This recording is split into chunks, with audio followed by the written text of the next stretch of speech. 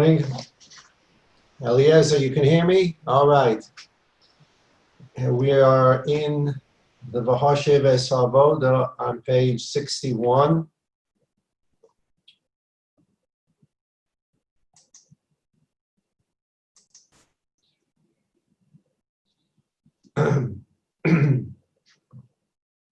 We stopped in Maseches Tamid in Perek Dalet after Mishnah Aleph, which dealt with the Shechita and the Zarika of the Korban Tamid. We went back to the Maseches to go through and see in detail the halachas. We learned yesterday the halachas about the pious, about the first lottery, which was for the Trumas Hadeshin. In Perek A, we're going to learn about page 61 of Maseches Avoda. We're learning about the Bilush HaAzora. Bilush means to investigate the Azora. They're going to check on the Azora to see if all the Kalim are in their exact place, so that once the Avoda begins, there's no interruption with a Kohen having to say, I'm missing a this or I'm missing a that. Can someone get me a this? Can someone get me a that? That's just not the way you do the Avoda in a palace, Kal v'chomer in a Beis Hamikdash. It's done in order and it's done efficiently. So the next stage, after the first pious, after the first lottery winner was selected, the first lottery winner would leave the Beis Hamoked and would start walking towards the Mizbeach to do his work for the Trumas Hadeshin. In the meantime, the other Kohanim who were in the Beis Hamoked on the northern wall of the Azora, that's the Beis Hamoked we spoke about, the Kohanim who are going to work today, went to the Beis Hamoked last night. They slept there. This morning there was an announcement, not morning, it's before dawn, an announcement for everybody to wake up.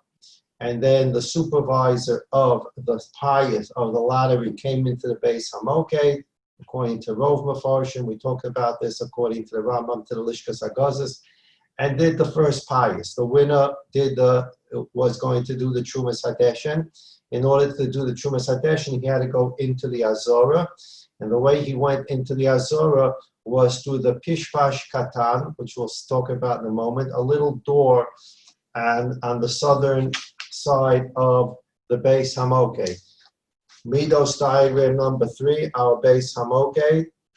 The Beis Hamoked is partially built outside the Azora in the Chel, partially inside the Azora. If you want to get into the Azora, you have to open the southern door of the Beis Hamoked, and then you can go into the Azora. The northern door of the Beis Hamoked leads you to the Har Habayis. So we have the Kohanim sleeping in this Beis Hamoked, in the part that you're allowed to sleep in, the part that's not in the Azora.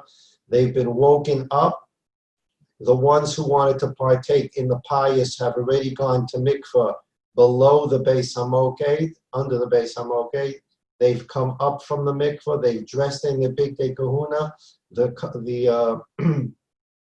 mamuna, the supervisor, entered the Beis Hamoked from the southern door of the Beis Hamoked. The northern door of the Beis Hamoked from the Har Habayis.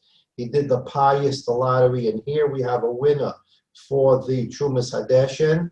In order to do Trumas Hadeshin, you have to get to this Mizbeach. You have to clean this Mizbeach. You have to go into the Azora. Well, you can't go into the Azora because the southern door of the Beis Hamoked is still locked. And you can't open the door until the doors of the Heichel are open. The doors of the Heichel, right here.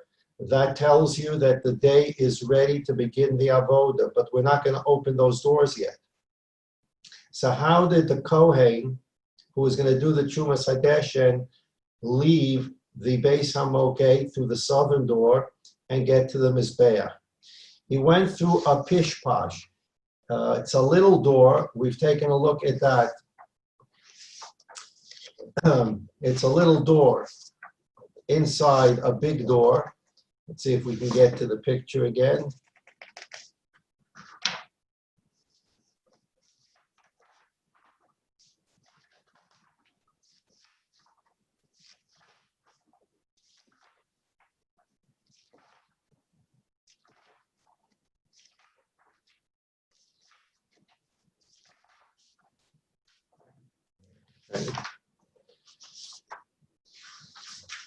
There it is.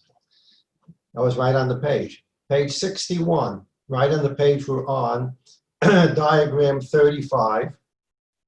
You're looking at the large southern door. How large is a door in the Beis Hamikdash?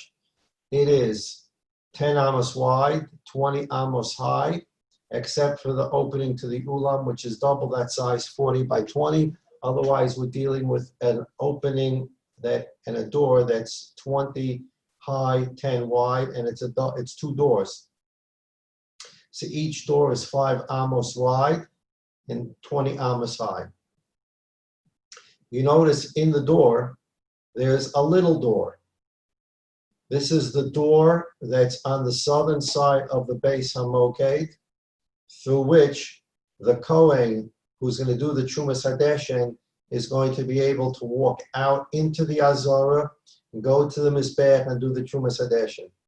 The larger door was not opened until later, when all the doors in the Beis Hamikdash are open to begin the avoda of the day. In the meantime, it's still night.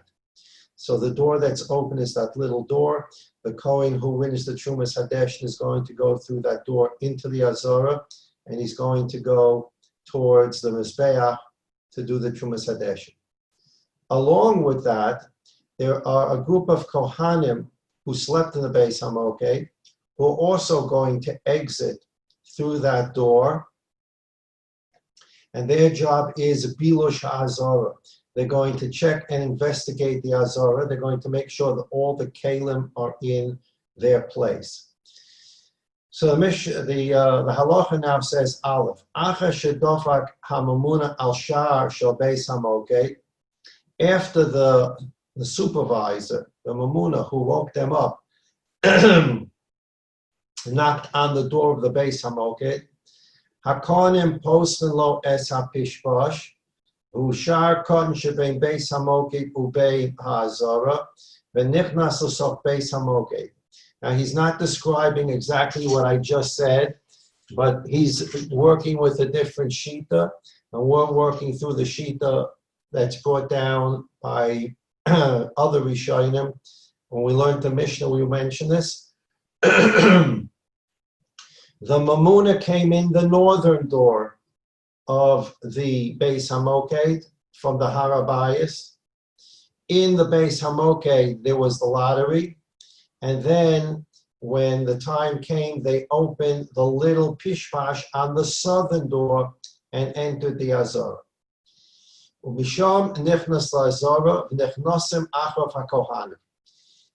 The winner of the lottery we've dealt with. Now a group of Kohanim are going to go into the Azorah, and they're going to do a complete circle around the Azorah to see if all the Kalim are in place. Each group, the Kohanim that are broken into two groups, each of them has a torch. If there's no, it's before sunlight, there's no light in the sky. Remember, when you're walking through the Azorah, Midos diagram 3, there is no roof here.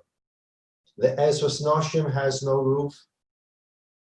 The Azorah has no roof. The Ulam has a roof. The Heichel has a roof. But there's no roof here over the Azorah. So when you enter the Azorah, there's no light. There's no sunlight. So when they left the Beis Hamoked, these two groups of Kohanim split into two, each of them with a torch. One group went to the west, one group went to the east, and they inspected their respective places. The group that went to the west went all the way around. The group that went to the east came around, and they met right here. We learned this in the Mishnah at Lishkas Osei Chavitin. Right at Shar Nicanor, there were two rooms. One was Pinchas Hamalbish, that's where the Kohanim would store their clothing.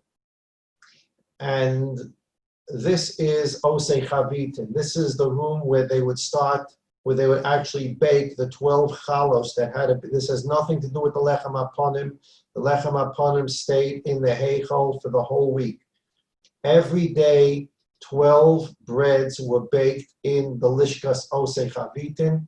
Those are 12 chalos for the Kohen Gadol. 6 were offered in the morning and 6 were offered in the afternoon. They were baked every day in osei chavitin. So our 2 groups of inspectors, so to speak, of Kohanim, they left the Beis Hamokeh. A group went west and went around the Azorah. A group turned to the east and went around the Azorah, and they met right here. And that's what's being described now. Beis, Nechlakim l'shtei kitos, kavutzos, the Kohanim broke into 2 groups. Kat achas holeches l'kiven mizrach, v'kat shnia holeches l'kiven ma'ariv. One group walked towards the east, one group walked towards the west. And that's picture 36. You can take a look at the picture. There are 2 groups of Kohanim. Each of them has a torch. Gimel, holchin shtei hakitos, the 2 groups walked ad shenifgoshim liad lishkas osei chavitin, until they met at the lishkas osei chavitin, Midos diagram 3, which we just looked at. The folks, the Kohanim that walked to the west, walked all around till they got to here. The folks that left and went, the Kohanim left and went to the east, they had a much shorter route. They all met right here at Osei Chavitin, and what happened when they met? Ubodkin v'holchin, I'm in Beis. Ubodkin v'holchin es kol ha'azorah, they would inspect the whole Azorah. Lirosh shekol ha'kelim ha'nitzorachim la'avodah nimtzorim b'mkomim, to make sure that all the kelim were in their place. V'chein lirosh ein shum tumah b'azorah, and they inspected to make sure that nothing tummy was in the Azorah. Gimel. Holchin shtei hakitos, these 2 groups walk. One is going east, one is going west. Ad shenifgoshim liad lishkas osei chavitin, until they met at that room where the chavitin, the 12 chalos, were made for the Kohen Gadol. Elu va'elu omim shalom hakol shalom. You take a look at picture 37. You see the 2 groups met. The leader of each group spoke to the other, and they said there's a question of whether it's a question and answer or whether it's a statement. They said shalom hakol shalom. The group from the east notified the group from the west that their inspection is complete and everything is fine. Shalom. Good morning. Hakol shalom. We found everything to be fine. And the other group from the west, their leader would say to the leader of the east, Shalom, good morning. Hakol shalom, everything is fine from our inspection as well. And this greeting, Shalom, Hakol shalom, occurred at that room of Osei Chavitim. Dalet, Hamidu es hakohanim Osei hachavitim sham balishka. The Kohanim who were going to be in charge of preparing these 12 chalos were put into that room of the Osei Chavitim. Lahaschil b'hachonas hachavitin, to begin preparing these 12 chalas. Hainu lechamin hamayim letzorech hachonas hachavitin. You can see that in diagram 39. There's a fire in lishkas chavitin, and they're beginning to heat the water in order to mix it with the flour and knead the dough and make 12 chalos. Okay.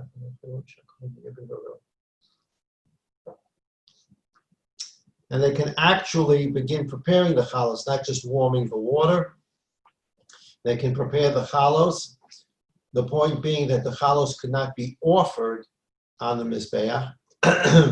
You can't offer anything on the Mizbeach for today's avoda until the carbon Tamid is brought. Carbon Tamid starts the day.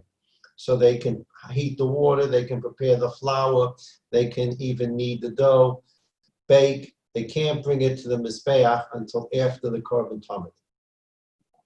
Next parak, parak Vav, Kiddush Yodayim Raglayim. The sanctification of the hands and the feet of a Kohen. before he begins the avoda, and I say before he begins the avoda in quotes. We're going to take a look at that in a moment. You have a picture 40 on page 63 of the Kiyar. The Kiyar used to have only 2 faucets on it. That's the way it was originally made in the time of Moshe. We learned about Ben Kotny, a person who wanted to improve the system. And so he did 2 things. One, he made the Kiyar into 12 faucets. Why do you want 12 faucets? Because in lottery number 2, there were 13 winners in lottery number 2. The first lottery winner was the person who was the Kohen who was going to shech the korban Tamid. As we mentioned numerous times, the shochet didn't have to be a Kohen. Shechita is kshera bizarre. Everything after shechita, every korban has 4 different phases to it. Shechita, kabbalah, holacha, zerika. You shech the animal, you collect the blood, you bring the blood to the mizbeach, you walk it to the mizbeach, and then you sprinkle it on the mizbeach. There are 4 parts to the avodah of a korban. The last 3 must be done by a kohen: collecting the blood, bringing the blood to the mizbeach, and sprinkling the blood. Must be a kohen. The shechita can be performed by a kohen, can be performed by a Levi, can be performed by Yisrael, as long as you know what you're doing. So shechita is lav avoda. The act of shechting the korban is not actually an avoda. Therefore, it wasn't necessary for the person who was going to do the shechita to wash his hands and his feet from the kiyar. So in lottery number 2, lottery number 1 has only 1 winner. The winner is going to do the Trumas Hadeshin. Lottery number 2, we learned in the Mishnah, has 13 winners. The first winner is going to do the shechita, but he doesn't have to wash his hands and the feet from the kiyar. The next 12 winners have to wash their hands and feet from the kiyar.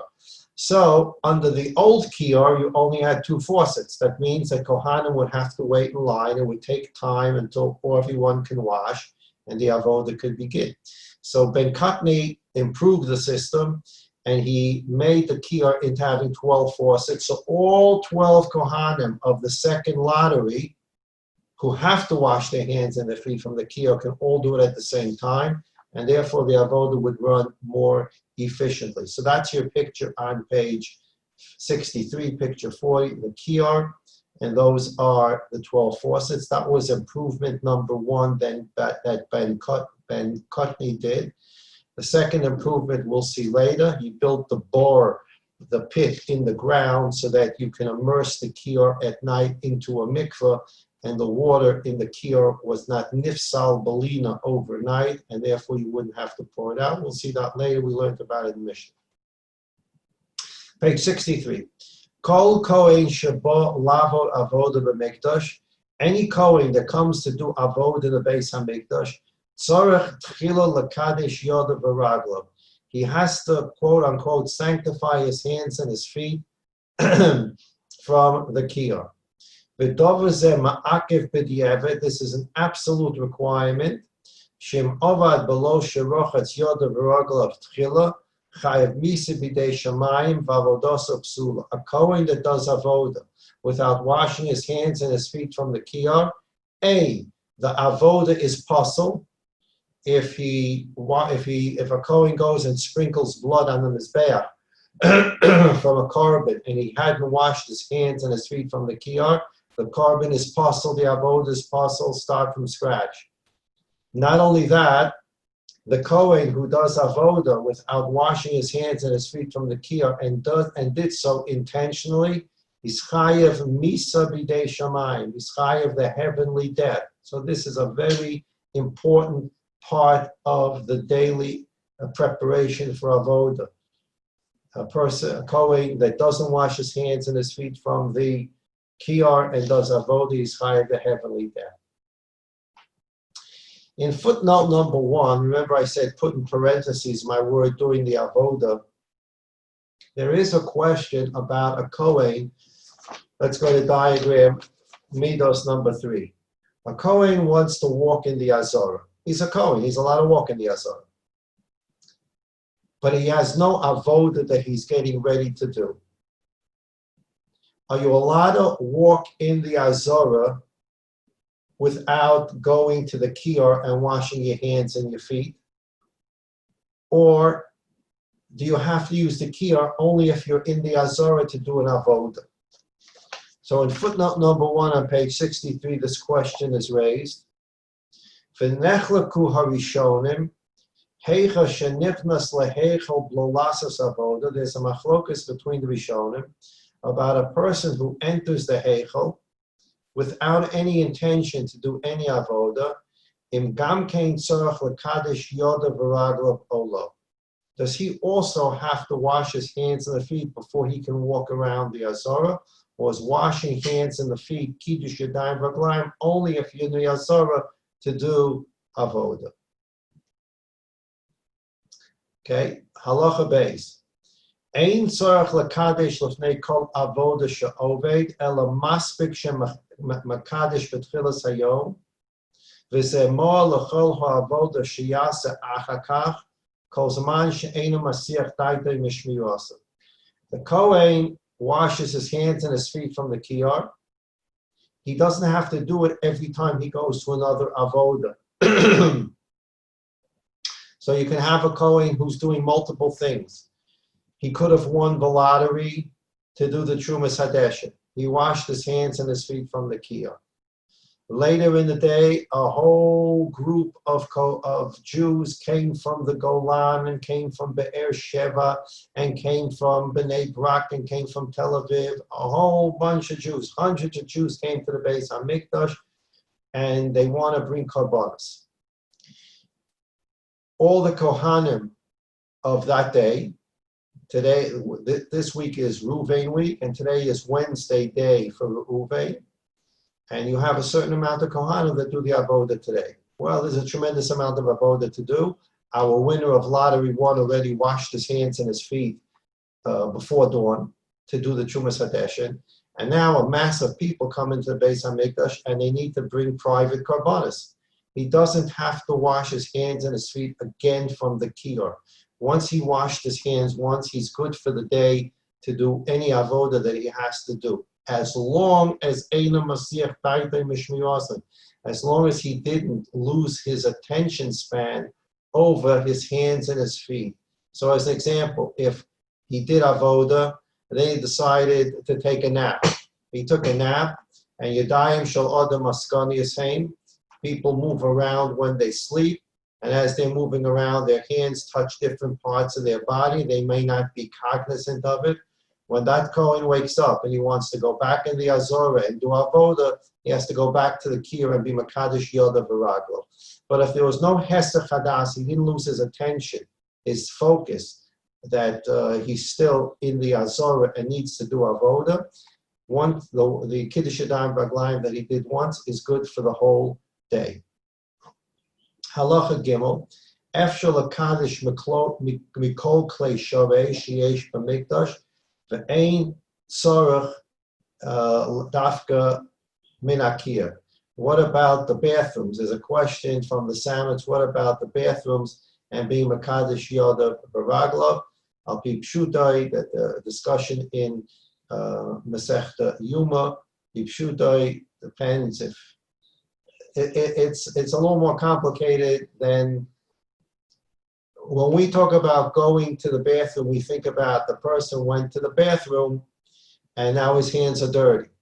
So he comes out, he washes his hands, and he makes nasha yotza. Kiddush yadayim v'raglayim from the kiyar has nothing to do with dirty hands. The Kohen could have washed his hands in alcohol gel 55 times before he wants to start the avodah. He's perfectly clean, he's alcoholized, no issues. He can't do the avodah until he's makadosh yoda v'raglav min akir. So the issue is not dirtying your hands. The issue is a specific hachana for kiddush yadayim v'raglayim.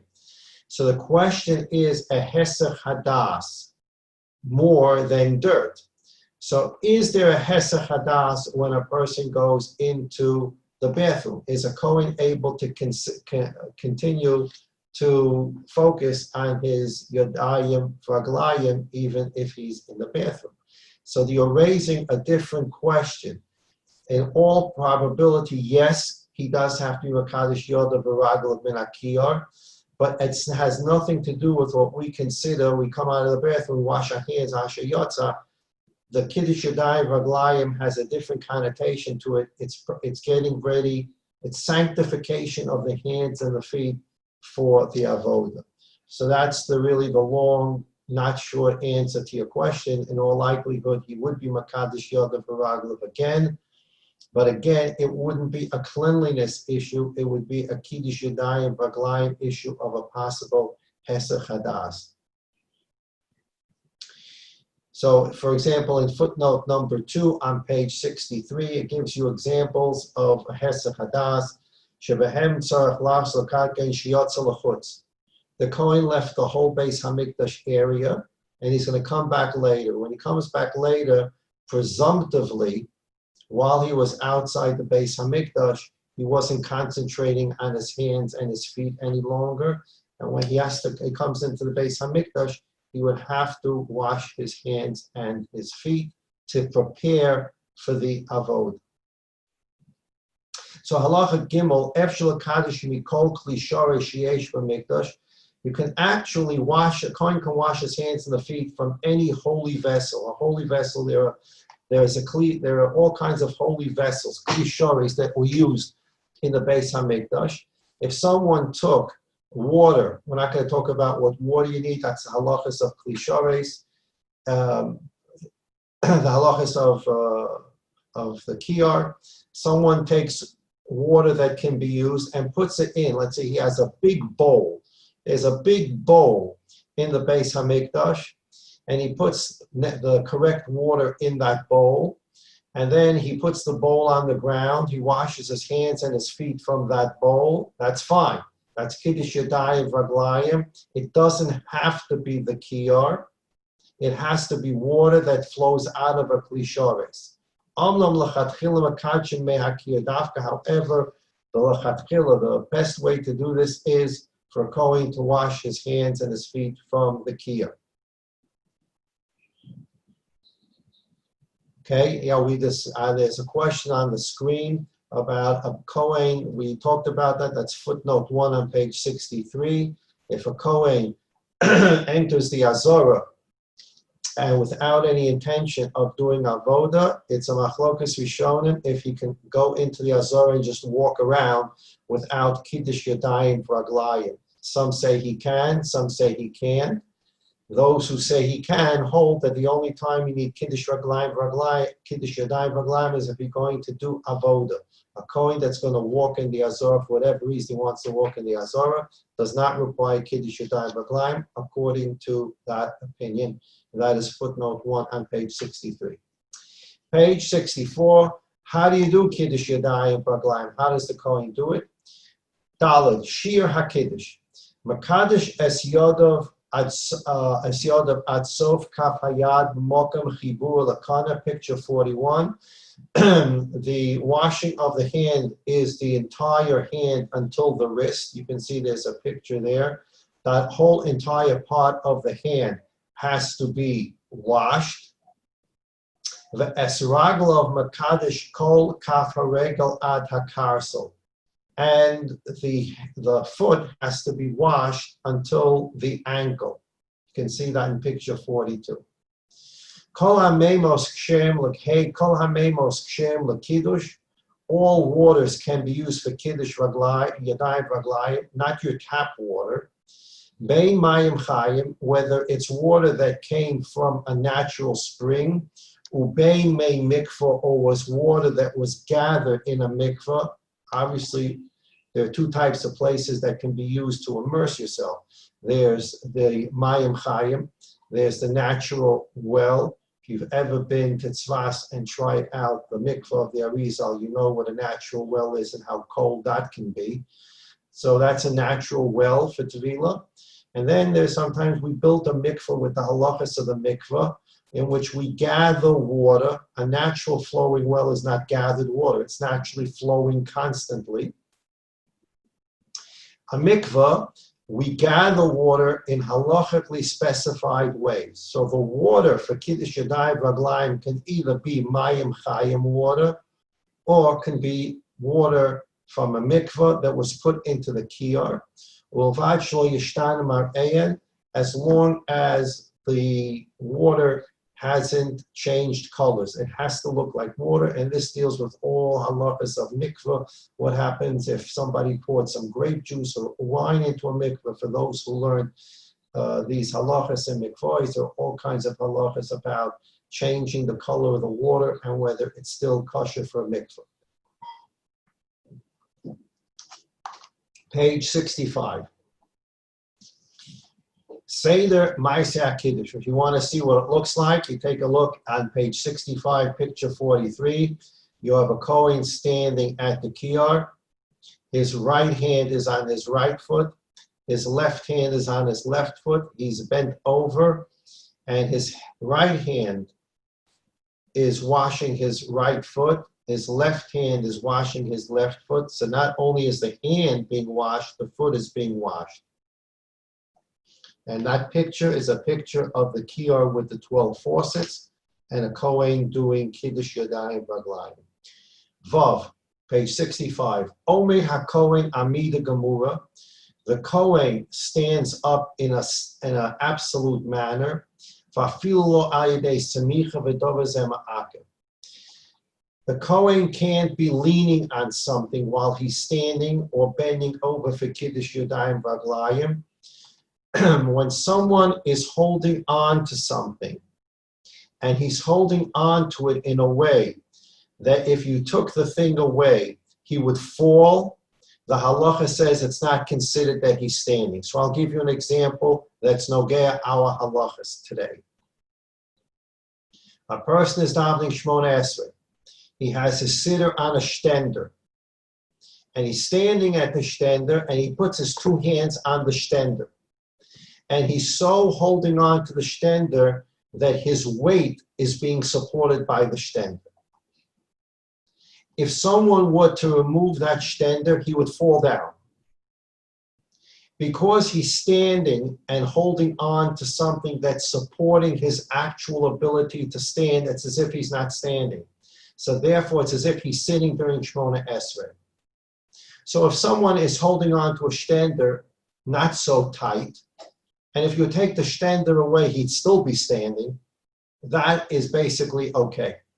But if a person is supporting his weight, it's as if he's not standing. Now, this has nothing to do with people who are not well, people who need a cane, a walker, people who have to literally, they have to support themselves, their weight, otherwise they can't stand. That's the way that they stand. But a person who can stand on his own power and leans on something to the extent that if it was taken away, he would fall, it's as if he's sitting. Therefore, if a person is doing a mitzvah that requires standing, and he's leaning on something to support himself, and that if it was taken away, he would fall, it's as if he's sitting during the mitzvah, and he didn't perform the mitzvah properly because he's not standing.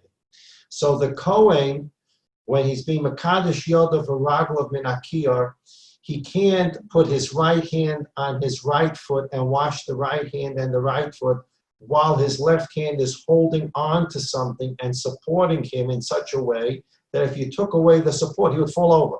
Because then he's doing Kiddush Yadayim V'Raglayim in a sitting position, not a standing position. And therefore the Kiddush Yadayim V'Raglayim is not good. So again, Vav, Omer HaKohen Amida Gemura, absolutely standing. Vafilu al lo ayidei smicha, not even leaning on anything. V'dova ze ma'akev, this is absolute. If you're in a sitting, if you're being supported by something, it's as if you're sitting. If you take a look in footnote 6, kedin kol avodas kahuna shetzarach hamida, all the avoda of a Kohen has to be done while he's standing. Avoda that's done while a Kohen is sitting is possible. Ukshenismach al gabi dover achel lo mahani. V'hainu shenismach alav kol kach ad she'em yinotal oso hadover hu sheyipo. And if you're leaning on something, that if the thing were taken away, you would fall, it's as if you're sitting, not standing. So any mitzvah that has to be done standing, if you're supporting yourself on something that if it was taken away, you would fall, you are considered to be in a sitting position, not in a standing position. Back to the halacha, umeisir imenu kol davar hachotzetz. You remove anything that would be considered a chatzitza. We're not going to go into Hilchas Chatzitza. Man, there are issues about chatzitza for a man, obviously much greater issues for chatzitza for a woman who's being toivel. Chatzitza is a very complicated issue. There are certain things that are chotzetz. It's on your body. When you immerse yourself in the mikveh, it separates the water from your body. We have all these kinds of shilas. A person that has a cut and a scab, if he goes into the mikveh, is the scab a chatzitza? The famous shaila, if a person has, especially for women have temporary fillings. Is that a chatzitza? If Moshe Feinstein, the Igros Moshe, has a tshuva, whether these things that are temporary, or whether they form a chatzitza during tevilah. We're not going to go into Hilchas Chatzitza, but when the Kohen is Mekadesh Yodav Raglim and Akiyah, he has to make sure there's no chatzitza. One of the most common questions that come up, a person is washing Natilas Yadayim with Seuda, he wants to eat bread, he's washing his hands, and he has a big Band-Aid on his fingers, or he has a cast on his hand. What do you do about the cast? Do you have to take off the Band-Aid? How do you do Natilas Yadayim? These are all questions of chatzitza. They're complicated halachas with plenty of tshuvas on them. The Kohen that's being Makadosh Yodav V'Raglav Min HaKiyar has to make sure that there's no chatzitza on his hands or on his feet. Certain chatzitzos make considered problematic min haTorah, and certain chatzitzos are considered problematic only from a rabbinic standpoint. And those are the two types of chatzitzos: the rabbinic chatzitzos and the biblical chatzitzos. Okay. Maniach es yodei hayemones agabe ragli hamones ves yodei hasmoles agabe ragla hasmoles. The Kohen puts his right hand on his right foot, left hand on his left foot. V'shoche u'makadesh, he bends over and he is makadesh. He washes his hands and his feet. U'mashafshif es ragla biyadav b'shas achitza, and he rinses, he scrubs his feet with his hands, so to speak, during this washing. There's no specific requirement that after the Kiddush Yadayim Raglayim, the Kohen has to take a towel or something and dry his hands and his feet. No such specific requirement. Let's take a look now at page 66. We'll begin the halachas of Trumas Hadeshin. The halachas of how to wash your hands and your feet come before the Trumas Hadeshin. Our Kohanim arrived last night. They went to sleep in the Beis Hamoked. Our supervisor knocked on the door and woke them up. There were already Kohanim inside the Beis Hamoked who woke up before the wake-up knock, and those are the Kohanim who wanted to do the Trumas Hadeshin. They went downstairs in the Beis Hamoked, they tovel. They came upstairs, they put on their big day kahuna, and then at the northern door of the Beis Hamoked, knock, everybody up. They opened that door on the northern side of the Beis Hamoked. The next supervisor, the supervisor who made the announcement, everybody wake up, Kohanim, Levim, Israelim. We mentioned his name. Every one of the 15 supervisors had a name. If you're interested in knowing all their names, they are in Perek Hey, Mishnah Aleph of Shkolim. And they were given these names even if it wasn't their real name. So, for example, Gabini Cruz. Gabini, it sounds like Lahavdil Italian pizza store. It's not an Italian pizza store. There was a Yid, his name was Gabini. Okay, not Gambini, Gabini. And Gabini was the first of the supervisors who would knock on the door and say, time to get up. And he had a tremendously powerful voice. We mentioned one of the miracles, the 10 miracles in Yericho was they heard, wake up everyone. They heard him in Yericho. The person who had that job, he was called Gabini Cruz. Gabini, the announcer, you'll see his name in Shkolim Perakei Mishnah Aleph. After Gabini died, whoever became the announcer, his name was Shmelke, his name was Aaron, his name was Shmuel, whatever his name was, they called him Gabini Cruz, after the first announcer who was called Gabini. So Gabini Cruz made the announcement, wake up. The next supervisor came in, and he was the supervisor over the lottery.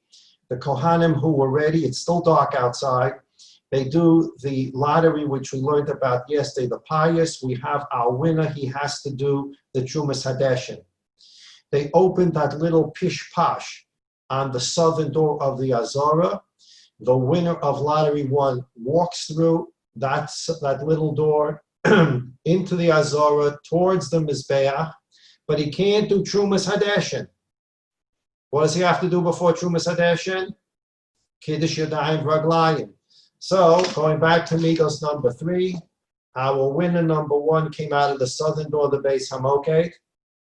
He walked towards the Mizbeach, went right over here to this circle, which is where the Kiyar is, washed his hands and his feet, and where the second supervisor come from, I don't know what you mean, where did he come from? There are 15 supervisors who are Kohanim, and they basically live, they're not part of the 24 rotating system.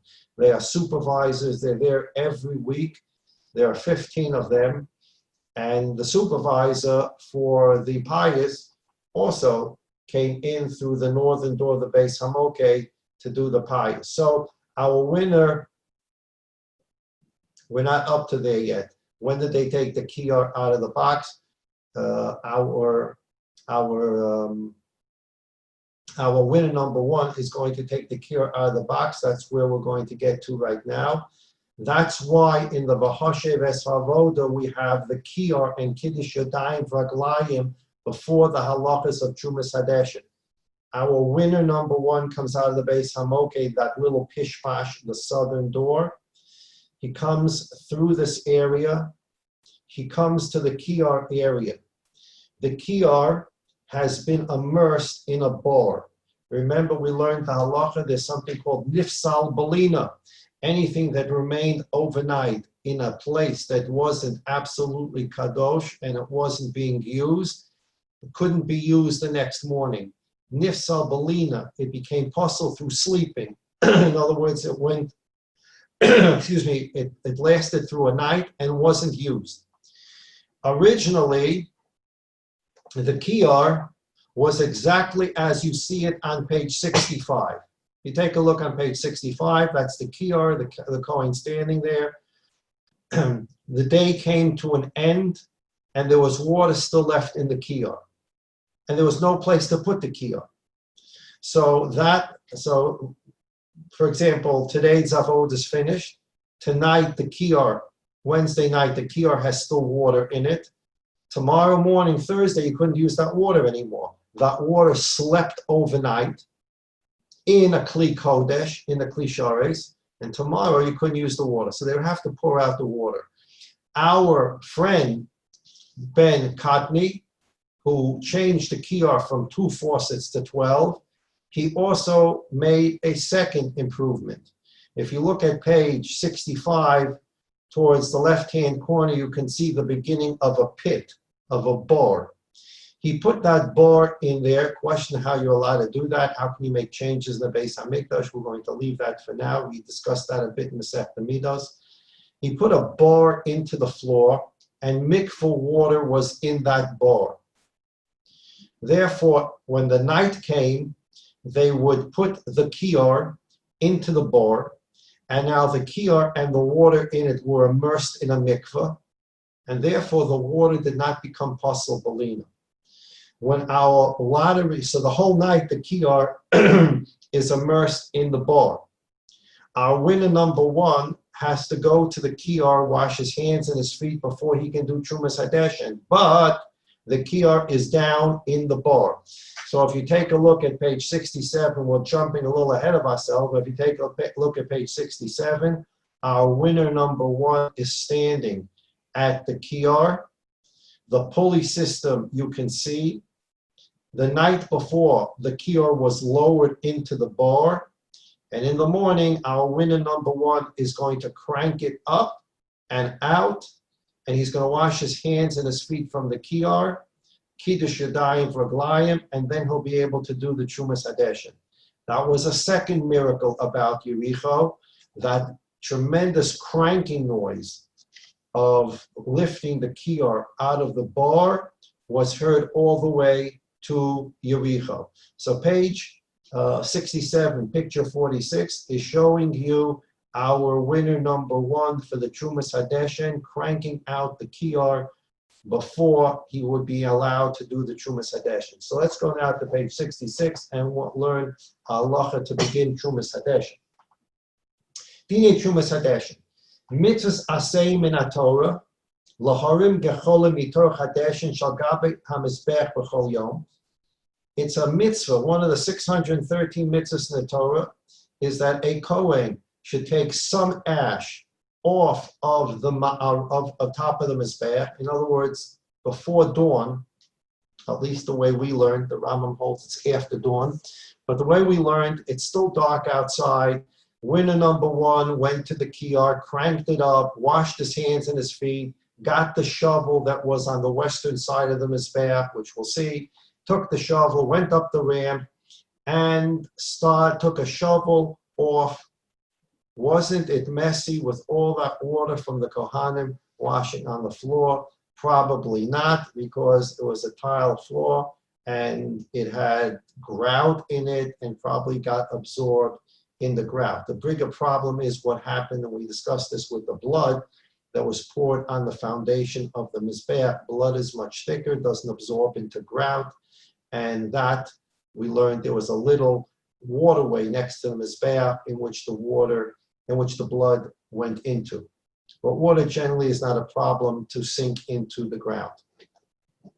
Okay, so back to page 66. Mitzvahs asay min haTorah laharim gecholim mitor Hadeshin shal gabe mizbeach b'chol yom ulahaniach et ma sheherim b'tzidi hamizbeach v'zehu hanikra Trumas Hadeshin. It's one of the 613 mitzvahs. A Kohen, our winner one, is doing a mitzvah d'oraisa. He goes up the ramp, takes a little ash off the maracha, whatever's left of it. There are three marachas. If you take a look at the bottom of page 66, picture 44, that's the three marachos after they've been put back today. But when the Kohen who's doing Trumas Hadeshin got to Mizbeach, it didn't look that way, because everything had been burnt up from the day before. So you had a lot of ash on top of the Mizbeach, and our Kohen, a winner number one, is going to go up the ramp, and he's going to take ash off of the Maracha Gedola, the Maracha that's on the eastern side of the Mizbeach, on which animals were consumed. He's going to take a shovel of that ash. If you want to take a look at it and jump ahead of yourself, on page 69, they're showing you the Kohen, our winner number one, taking a shovelful of ash from the eastern Maracha, and he's going to take that shovel back down the Mizbeach, but we're getting ahead of ourselves. But that's the mitzvah of Trumas Hadeshin, not to clean the whole top of the Mizbeach. It's just to take one shovel from the ash on the eastern corner of the Mizbeach. Base. Mitzvahs Trumas Hadeshin nasis b'chol yom balos hashachar. You can see that the Maseches Avoda is following the Rambam. The mitzvah of Trumas Hadeshin is done every day after dawn. If you take a look at footnote 1, it says to you, Rambam, v'yesh rishonim hasovim d'zman hatruma hu kodem lachein ba'od laila dafka. Now that's the way we learned the Mishnah. The Trumas Hadeshin was done while it was still night. We spoke about this yesterday. Given that the Mizbeach was outside, what happened during the rain? There was a miracle, one of the many miracles in the Beis Hamikdash. We mentioned it yesterday, that the rain didn't extinguish the fire and the winds didn't blow the smoke. The smoke went straight up to Shemayim. The winds didn't disturb the smoke. Okay. So the Rambam holds that the Trumas Hadeshin was done after dawn. We learned the Mishnah according to the other Rishonim for different reasons. I selected those Rishonim. There's a Gemara in Sanhedrin that says that Masechta Tamid was written in the exact order of how things were done. Based upon that Gemara, there are many Rishonim that hold you have to learn the Masechta exactly as it's happening in order, and therefore if you follow the order, really Trumas Hadeshin was done before dawn. The Rambam Shita has a different explanation to it, but we're following the order of the Mishnah. So the Trumas Hadeshin is done before dawn. During this time, the Kohanim would get together to do the lottery. Whoever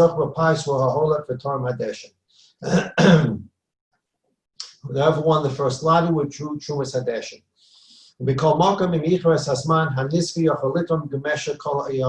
If for some reason there was a delay, Trumas Hadeshin could be done the entire day. Gimel. We mentioned this. The Kohanim who were interested in entering the first lottery had to put on their big day kahuna before the lottery.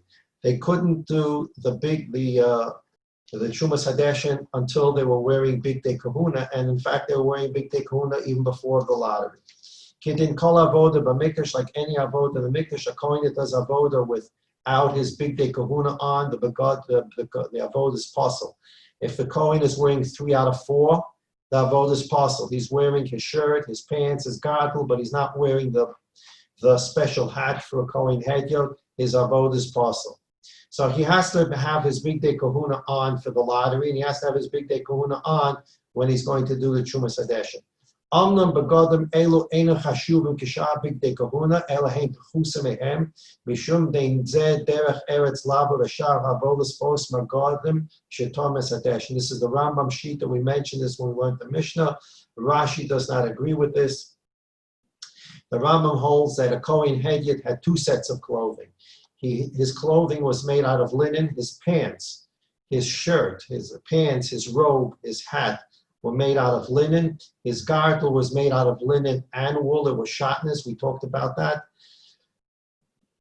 And he had a fine set of big day kahuna, of the finest linen that was used for avoda. He had another set of linen begadim that was not the finest linen, but if this Kohen won a lottery, he was only there once every 24 weeks, but if this Kohen wanted to be involved in Trumas Hadeshin, then he would have a separate set of linen, not the finest linen. Why? Because obviously during Trumas Hadeshin, the possibility is you're going to get ash or some soot on the big day kahuna. And even if you really didn't dirty it up that much, it's kalim, shemozag, begadim, that a person, it's a marshal, begadim, a butler cleaned up the kitchen. He put on his apron, he cleaned up the kitchen is now clean. The ding comes in and the master wants a drink of wine. You don't walk into the king or the master with your dirty apron on to pour the king the wine. You tidy yourself up. So the clothing you're wearing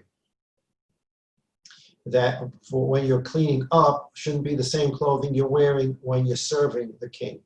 Therefore, you can have Kohen Shmuel, who won the lottery, and he does the Trumas Hadeshin, and later in the day, he's called upon to do some other avoda, and he's still wearing the same begad. The Rambam holds it's inappropriate to do avoda in the Beis Hamikdash in the same clothing that you did the Trumas Hadeshin. So the Rambam holds if you're the winner of the lottery, you have a cheaper set of big day kahuna, cheaper linen. When you finish the Trumas Hadeshin, you take those off and you put on your finer linen big day kahuna to do other avoda. That's the Rambam Shita. Rashi doesn't hold like that. Rashi holds that Trumas Hadeshin can be done with the regular big day kahuna. There is a second cheaper set of linen big day kahuna, but that's used for something else. The Rambam holds that that second set of cheaper big day kahuna are also used for Trumas Hadeshin. Rashi says not necessary. The Kohen winner lottery one can wear his regular big day kahuna. Omnam begodim elu ein chashuv gisha bigdei kuna elheim b'chusim mehem mishum dein zei derech eretz lavod eshar ha'avodos bos magodim shetomas adeshin. Footnote 3 quotes the machlokes I just mentioned. Okay, we'll stop here. We'll pick up tomorrow Bli Neder on page 67. Maisa hatruma, how the Kohen winner lottery won would actually do the Trumas Hadeshin.